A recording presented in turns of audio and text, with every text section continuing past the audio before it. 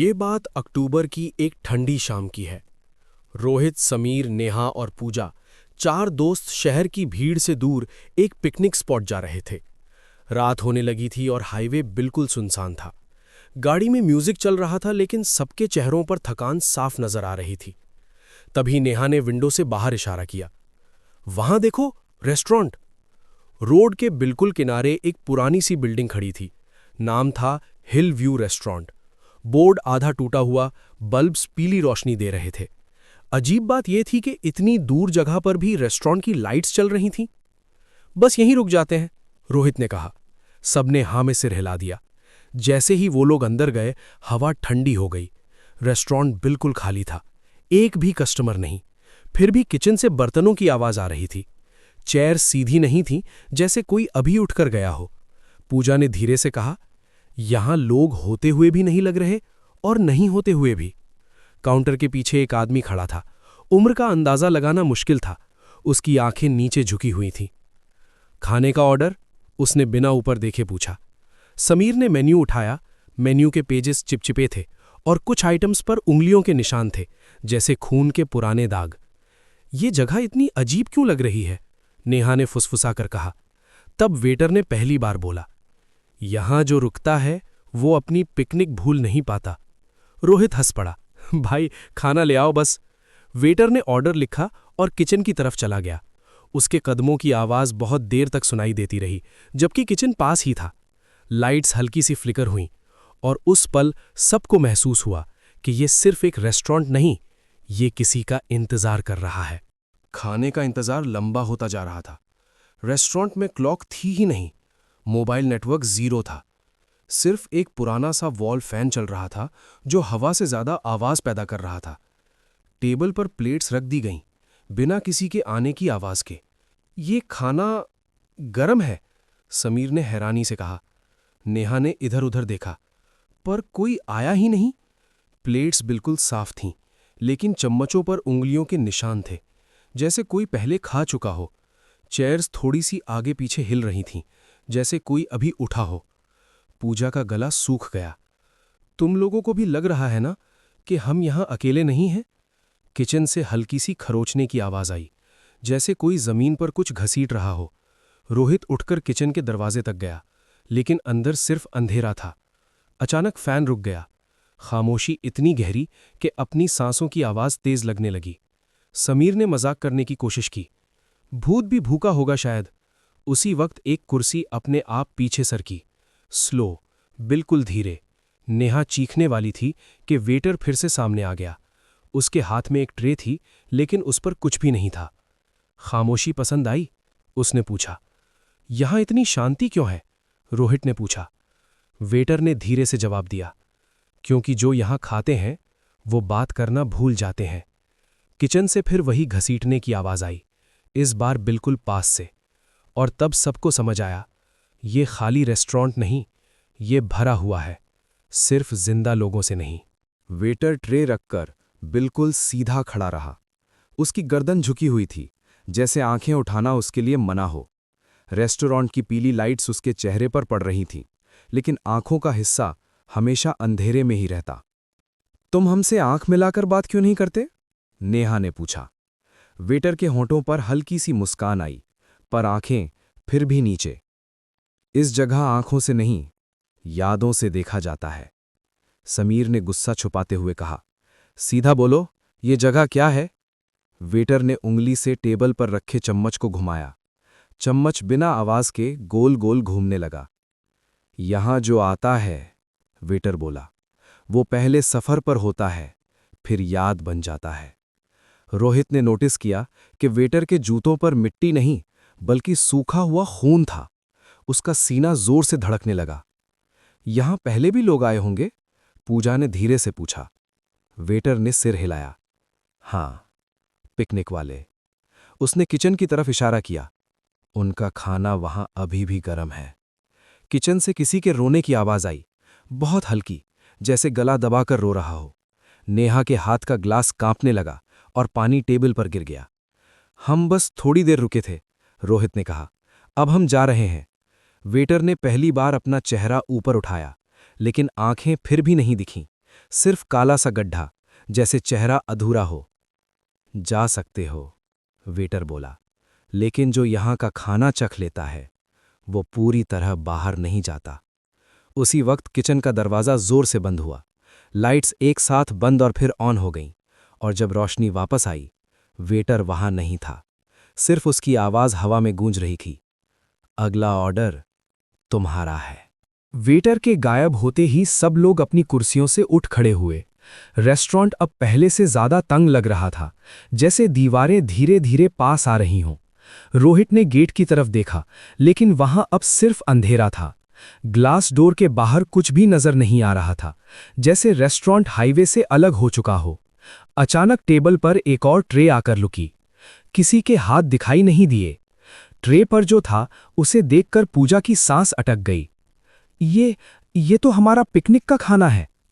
वही आलू के पराठे, वही ग्रीन चटनी, वही प्लास्टिक के डब्बे जिन पर नेहा ने सुबह घर पर मार्कर से नाम लिखा था।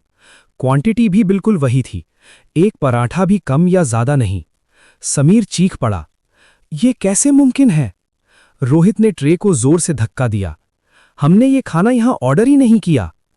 टेबल पर रखी प्लेट्स खुद ब खुद खिसककर सीधी हो गईं, जैसे कोई इनविजिबल हाथ उन्हें ठीक कर रहा हो। फैन फिर से चलने लगा, इस बार बहुत तेज। किचन से आवाज आई, घर का खाना सबसे ज्यादा याद रहता है। नेहा को अचानक याद आया, उसने सुबह जल्दी में लंच बॉक्स खोला था और एक पराठा आधा छोड़ दिया था।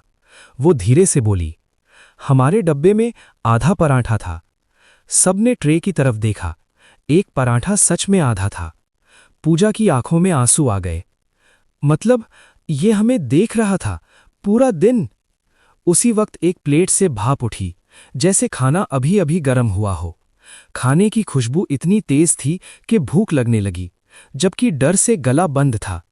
समीर का हाथ अपने आप पराठे की तरफ बढ़ने लगा। रुको, रोहित ने उसका हाथ पकड़ लिया। किचन से आवाज फिर गूंजी, जो अपना खाना यहां खाता है वो यहीं का हो जाता है। लाइट्स धीमी पड़ने लगीं और ट्रे धीरे धीरे टेबल के बीच में आकर रुकी, जैसे इंतजार कर रही हो। समीर का हाथ अब भी कांप रहा था। रोहित ने उसे कुर्सी पर बिठाया, लेकिन हवा इतनी भारी हो चुकी थी कि सांस लेना मुश्किल लग रहा था। नेहा का सर घूमने लगा। मुझे वॉशरूम जाना है, नेहा ने धीरे से कहा। अभी नहीं, पूजा ने उसका हाथ पकड़ा। ये जगह ठीक नहीं। लेकिन नेहा बिना सुने वॉशरूम की तरफ चल पड़ी। वॉशरूम का दरवाजा खोलते ही एक ठंडी बदबू निकली, जैसे पुरानी बंद कमरे की। अंदर एक ही बल्ब जल रहा था जो हिल हिलकर रोशनी दे रहा था। दीवार पर लगा आईना थोड़ा टेढ़ा था। नेहा ने बेसिन पर हाथ धोया और ऊपर देखा।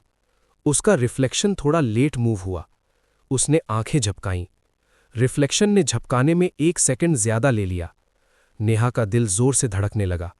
उसने धीरे से अपना हाथ उठाया। रिफ्लेक्शन ने भी उठाया, लेकिन उंगलियों के जॉइंट्स गलत जगह से मुड़ गए। ये मैं नहीं हूं, नेहा फुसफुसाई। अचानक आईने में उसके पीछे किचन नजर आया, जबकि वॉशरूम के पीछे किचन था ही नहीं। किचन में जमीन पर कुछ घसीटा जा रहा था। लंबे बाल और किसी के नाखून फ्लोर पर घिस रहे थे। नेहा ने पीछे मुड़कर देखा, वॉशरूम बिल्कुल खाली। जब उसने दोबारा आईने में देखा, उसका रिफ्लेक्शन मुस्कुरा रहा था। और नेहा मुस्कुरा नहीं रही थी। रिफ्लेक्शन ने धीरे से अपना मुंह खोला। अंदर दांत नहीं थे, सिर्फ अंधेरा। तुम लोगों ने भी यहां खाना खाया था, रिफ्लेक्शन ने उसी वेटर की आवाज में कहा। बाहर से रोहित की आवाज आई, नेहा जल्दी आओ। नेहा ने भागने की कोशिश की, लेकिन रिफ्लेक्शन ने उसका हाथ पकड़ लिया। आईना ठंडा हो गया, जैसे किसी ने अंदर से खींच लिया हो। जोर से दरवाजा खुला। रोहित और पूजा अंदर घुस आए। आईना बिल्कुल नॉर्मल था। नेहा जमीन पर बैठी कांप रही थी, लेकिन आईने के कोने में उंगलियों के गीले निशान रह गए थे। नेहा को संभालते हुए रोहित और पूजा वापस टेबल तक ले आए। समीर अब बिल्कुल चुप था, जैसे बोलना भूल गया हो। रेस्टोरेंट की रोशनी अब पहले से ज्यादा फीकी लग रही थी और हवा में ठंडक के साथ एक अजीब सी नमी थी। बस यहां से निकलते हैं, रोहित ने कहा। उसी वक्त काउंटर पर बेल अपने आप बज उठी। टिंग टिंग। काउंटर पर एक रिसीट मशीन चल पड़ी, जबकि कोई वहां खड़ा नहीं था। धीरे धीरे एक बिल बाहर निकला और हवा में हिलता हुआ जमीन पर गिर गया। रोहित ने बिल उठाया। उस पर खाने के आइटम्स नहीं लिखे थे, उस पर लिखा था रोहित शर्मा 24 अक्टूबर 2019, समीर वर्मा 24 अक्टूबर 2019, नेहा गुप्ता 24 अक्टूबर 2019, पूजा मेहता 24 अक्टूबर 2019। नीचे लिखा था स्टेटस ऑलरेडी सर्व्ड। पूजा का चेहरा सफेद पड़ गया। ये तो आज की डेट नहीं है, समीर ने धीरे से कहा। 24 अक्टूबर 2019। उसी दिन हम कॉलेज पिकनिक पर जा रहे थे। सबको एक साथ याद आया, बारिश, हाईवे और एक सडन एक्सीडेंट। रोहित का सर घूमने लगा। पर हम जिंदा हैं, हम यहां खड़े हैं। काउंटर के शीशे में उनका रिफ्लेक्शन दिखा, लेकिन रिफ्लेक्शन में सिर्फ 3 लोग थे। समीर का रिफ्लेक्शन नहीं था। समीर? रोहित ने पीछे देखा। समीर कुर्सी पर बैठा था, बिल्कुल सीधा, आंखें खुली हुईं, लेकिन सांस नहीं चल रही थी। किचन से वेटर की आवाज आई। जो पहले पहुंच जाता है उसे इंतजार करना पड़ता है। बिल के नीचे छोटी सी लाइन लिखी थी, टिप इंक्लूडेड, मेमोरी। रोहित के हाथ से बिल गिर गया। उसी वक्त रेस्टोरेंट की दीवारें धीरे धीरे धुंधली होने लगीं, जैसे कोई तस्वीर मिटा रहा हो। वेटर सामने खड़ा था। इस बार उसकी आंखें दिख रही थीं, बिल्कुल खाली।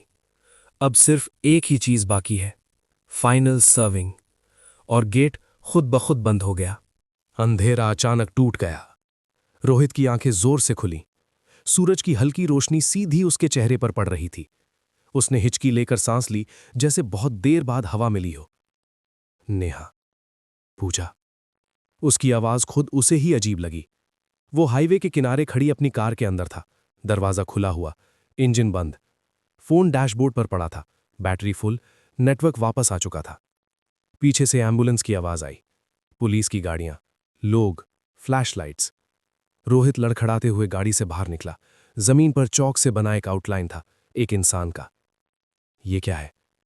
उसने पुलिस वाले से पूछा। इंस्पेक्टर ने उसे देखा, फिर फाइल बंद कर दी। तुम लोग पिकनिक पर जा रहे थे, राइट? रोहित ने हां में सर हिलाया।